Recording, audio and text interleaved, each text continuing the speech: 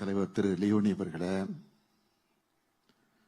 நிகழ்ச்சியில கலந்து கொண்டு சிறப்பித்துக் கொண்டிருக்கக்கூடிய பெருமதிப்பிற்குரிய கவிப்பேரரசு வைரமுத்து அவர்களே, எழுத்தாளர் இமயம் அவர்களே, கவிஞர் மனுஷபுத்திரன் அவர்களே, கூடுதல் தலைமைச் செயலாளர் திரு சந்திரமோகன் ஐஏஎஸ் அவர்களே, இயக்குநர்கள் திருமதி ஜெயந்தி ஐஏஎஸ் அவர்களே, திருமதி ஆர்த்தி ஐஏஎஸ் அவர்களே, அரசு உயர் அலுவலர்களே, உள்ளாட்சி அமைப்பினுடைய பிரதிநிதிகளே, சான்றோர் பெருமக்களே, புத்தக பதிப்பாளர்களே, எழுத்தாளர் பெருமக்களே, இலக்கிய ஆர்வலர்களே, பத்திரிகை மற்றும் ஊடகத்துறை சார்ந்திருக்கக்கூடிய நண்பர்களே, உங்கள் அனைவருக்கும் அன்பான வணக்கம். மனித இனம் தன்னோட சிந்தனைகளை, தான் சேர்த்த அறிவு செல்வத்தை பிறருக்கும் அடுத்தடுத்த தலைமுறைகளுக்கும் கொண்டு சேர்க்கக்கூடிய கருவிதான் புத்தகங்கள். வாசிப்பு மூலமாக தமிழ்நாட்டில் இருக்கிற ஒவ்வொரு வீட்டிலையும் அறிவு தீ பரவ வேண்டும் என்று ஏராளமான முன்னெடுப்புகளை நம்ம திராவிட மாடல் அரசு சார்பில் எடுத்து செய்து கொண்டிருக்கிறோம். அதுல முக்கியமானதுதான் புத்தக திருவிழாக்கள். எழுத்தாளர்கள், பதிப்பாளர்கள், விற்பனையாளர்கள், வாசகர்கள் எல்லாருக்குமான உறவு பாலமாக இந்த புத்தக திருவிழாவை சிறப்பாக நாம் நடத்தி கொண்டிருக்கிறோம். தலைநகரான சென்னையில் மட்டும் இல்லாம தமிழ்நாட்டில் இருக்கக்கூடிய அனைத்து மாவட்டங்கள்லையும் புத்தக திருவிழாக்களை தொடர்ந்து நடத்திக்கிட்டு இருக்கிறோம்.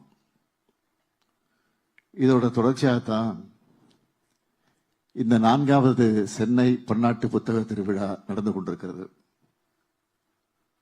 102 நாடுகளோடு பங்கேற்போடு சிந்தனையினுடைய ஊற்றாக, பண்பாட்டின் கருவூலமாக, அறிவு பரிமாற்றத்தினுடைய அடித்தளமாக இந்த பன்னாட்டு புத்தக திருவிழாவை நிறைவடைந்ததில் தமிழ்நாடு முதலமைச்சராக மட்டுமில்லாமல் ஒரு புத்தகத்தினுடைய ஆர்வலனாகவும் நான் மிகுந்த மகிழ்ச்சி அடைகிறேன். அதுவும் சர்வதேச புக்கர் பரிசை வென்றிருக்கக்கூடிய கன்னட பெண் எழுத்தாளர் மரியாதைக்குரிய பானு முஷ்டாக் அவர்கள் இந்த மேடையில இருப்பது என்னுடைய மகிழ்ச்சியை மேலும் கூட்டுது. இங்கு வந்தவுடன் என்னை பார்த்து நான் ஆற்றக்கூடிய செயல்பாடுகள் பெருமையளிப்பதாக சொன்னார். உண்மையிலே அவர்களின் எழுத்துதான் நம்மை பெருமைப்படுத்துகிறது. ஏற்கனவே ஒய்எம்சி திடலில் ஒரு புத்தக கண்காட்சி நடக்குது. அப்படின்னா இந்த பன்னாட்டு திருவிழாவோட மைய நோக்கம் என்னன்னு சிலர் நினைத்துக் கொண்டிருக்கலாம். அவர்களுக்கு நான் சொல்லிக்கொள்ள விரும்புவது, இந்த புத்தக திருவிழாவில் மொழிபெயர்ப்புகள், பதிப்புற பரிமாற்றம் ஆகியவற்றில் மிகுந்த முக்கியத்துவம் செலுத்தி இருக்கிறோம். அது எவ்வளவு அவசியம் என்பதற்கு இங்க வந்திருக்கக்கூடிய பானு முஷ்டாக் அவருடைய வெற்றியை ஒரு சிறந்த எடுத்துக்காட்டாக அமைந்திருக்கிறது. ஆங்கிலத்தில் மொழிபெயர்க்கப்பட்டதால்தான் அவருடைய ஹார்ட் லேம்ப் மூலம் தென்னிந்திய பெண்களுடைய வாழ்வுரிமை வாழ்க்கையும் உலக அளவில் கவனம் பெற்றிருக்கிறது. நம்ம திராவிட மாடல் மொழி குடும்பத்தை சார்ந்த, சிறுபான்மை சமூகத்தை சார்ந்த பிற்போக்குத்தனங்களை எதிர்க்கிற சமூக நீதி பார்வை கொண்ட ஒரு பெண் எழுத்தாளர் வருகையால நம்முடைய புத்தக திருவிழா இன்றைக்கு மிகுந்த சிறப்படைந்திருக்கிறது. எதையும் கேள்வி கேட்டு விமர்சன பார்வையோடு அணுகி பழமைகளை பொசுக்கின திராவிட இயக்கம் தமிழ்நாட்டை பண்படுத்துச்சு. அதே போல கர்நாடகத்தில் கன்னட புரட்சி இலக்கிய மரபுல இயங்கி வரக்கூடிய பானு முஷ்டாக் அவர்கள் நம்முடைய அழைப்பை ஏற்று வருகை தந்தமைக்காக என்னுடைய நன்றியை நான் இந்த நேரத்தில் தெரிவித்துக் கொள்ள விரும்புகிறேன். ஜெர்மனி, இங்கிலாந்து, இத்தாலி, அமீரகம் இப்படி உலகத்தின் பல பகுதிகளில் இது மாதிரியான பன்னாட்டு புத்தக திருவிழாக்கள் நடக்கிற செய்திகள் நாம் பார்க்கறது உண்டு. அப்பெல்லாம் இப்படிப்பட்ட முன்னெடுப்புகள் தமிழ்நாட்டிலையும் நடக்கணும்னு நான் நினைப்பேன். அந்த எண்ணத்தை இப்ப நம்ம திராவிட மாடல் அரசுல நிறைவேற்றிக்கிட்டு இருக்கிறோம். இந்த புத்தக திருவிழாவில் நிறைய அறிவார்ந்த இக்காலத்துக்கு அவசியமான உரையாடல்களும் ஏற்பாடு செய்யப்பட்டது பார்த்து நான் பெருமைப்பட்டேன். அத பொதுமக்கள் கிட்டையும் பகிர்ந்துகிட்டு அவங்கள இந்த புத்தக திருவிழாவை நோக்கி அழைச்சுக்கிட்டு வரணும்னு தான் ஏஐ, அலாவுதீன் அற்புத விளக்கா, ட்ரோஜன் குதிரையா, புத்தகங்களின் எதிர்காலம் குறித்த பிரெஞ்சு பார்வை, ஒடுக்கப்பட்ட மக்களின் இயக்கம்,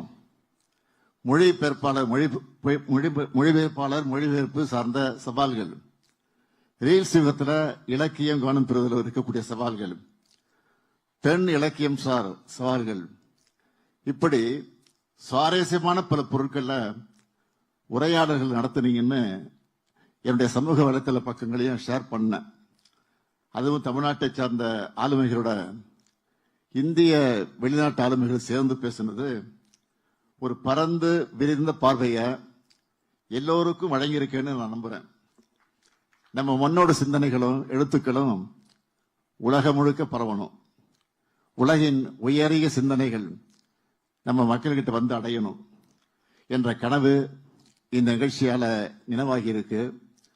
மொத்தத்துல இப்படி ஒரு அறிவு சங்கமத்தை வெற்றிகரமாக நடத்தியிருக்கக்கூடிய நம்முடைய பள்ளி கல்வித்துறை அமைச்சர் என்னுடைய அருமை தம்பி அன்பில் மகேஷ் அவர்களுக்கும், செயலாளர் சந்திரமோகன் ஐஏஎஸ் அவர்களுக்கும், பொது நூலக இயக்கத்துக்கும், தமிழ்நாடு பாடநூல் மற்றும் கல்வியியல் பணிகள் கழகத்துக்கும், பன்னாட்டு ஒருங்கிணைப்பாளர்களுக்கும் என்னுடைய மனமார்ந்த பாராட்டுக்கள், வாழ்த்துக்கள்.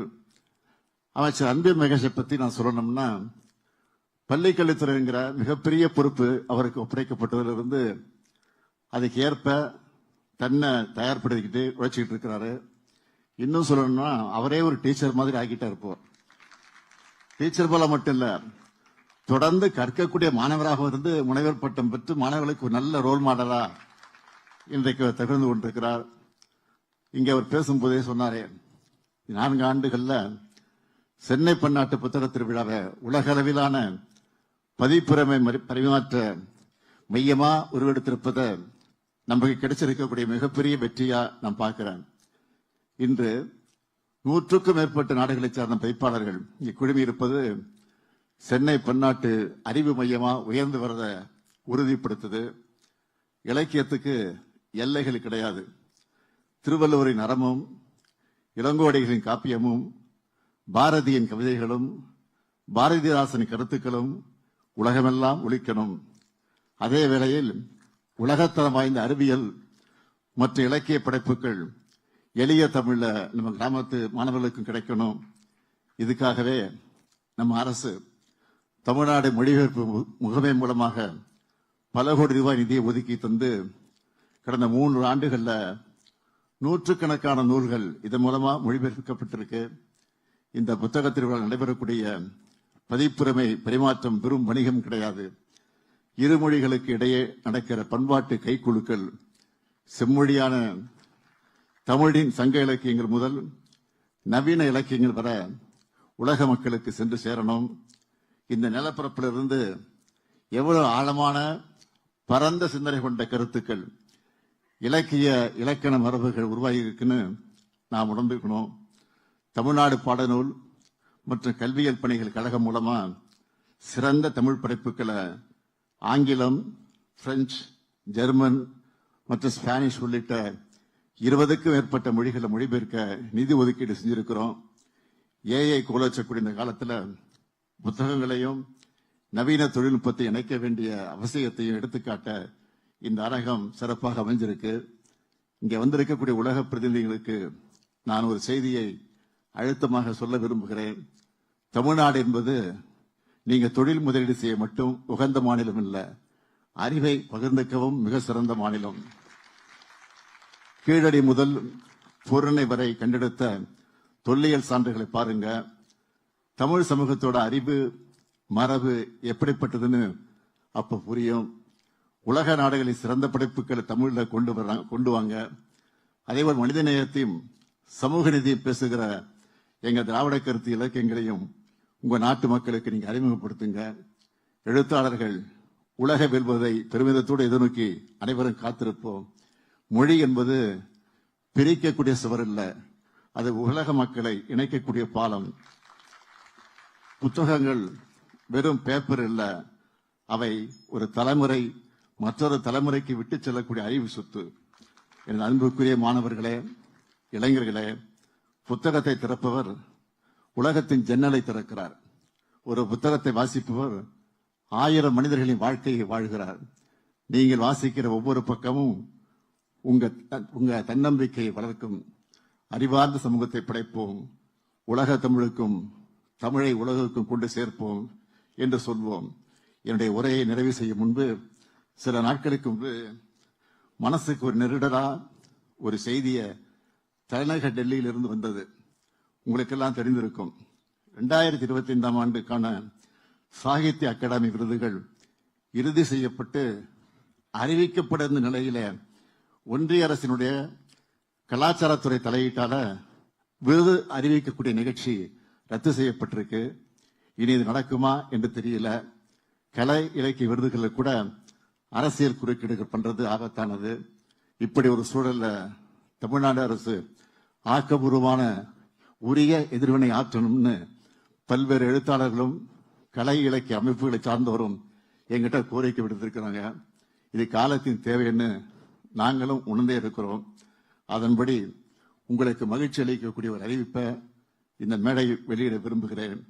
குறிப்பிட்ட இந்திய மொழிகளில் வெளியாகிற தலை சிறந்த இலக்கிய படைப்புகளுக்கு தமிழ்நாடு அரசின் சார்பில் ஆண்டுதோறும் தேசிய அளவிலான விருதுகள் வழங்கப்படும். இதனை அறிவிப்பதில் நான் மிகுந்த மகிழ்ச்சி அடைகிறேன். முதல் கட்டமா தமிழ், தெலுங்கு, கன்னடம், மலையாளம், ஒடியா, வங்காளம் மற்றும் மராட்டிய மொழிகளில் வெளியாகிற தலை சிறந்த படைப்புகளுக்கு செம்மொழி இலக்கிய விருது என்ற பெயரில் அந்த விருது வழங்கப்படும்.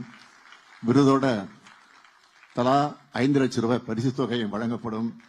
படைப்புகளின் இலக்கியத்தையும் வெளிப்படையான தேர்வு முறையும் உறுதி செய்யும் விதமாக புகழ்பெற்ற எழுத்தாளர்கள், விருதாளர்கள் அடங்கிய குழு ஒவ்வொரு மொழிக்கும் தனியே அமைக்கப்படும். புரவலர் பணி தமிழ்நாடு அரசு மன நிறைவோடு மேற்கொள்ளும். அடுத்து அமைய போறதும் திராவிட மாடல் 2.0 ஆட்சிதான். அப்போ இதைவிட பெரிய அளவில் உலகத்தோட கவனத்தை ஈர்க்கக்கூடிய வகையில இந்த பன்னாட்டு திருவிழாவை நிச்சயமாக நடத்துவோம். தமிழ்நாடு முழுவதும் பல பிரம்மாண்ட நூலகங்களை அறிவு கோயில்களாக எழுப்புவோம். அறிவுத்தை வளர்ப்போம். வெல்வோம் ஒன்றாக. நன்றி, வணக்கம்.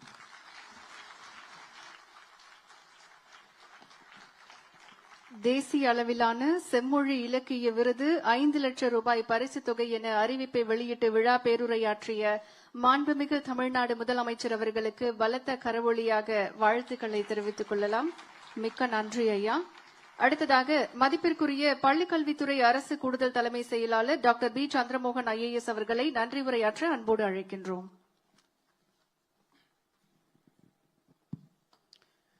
அனைவருக்கும் வணக்கம்.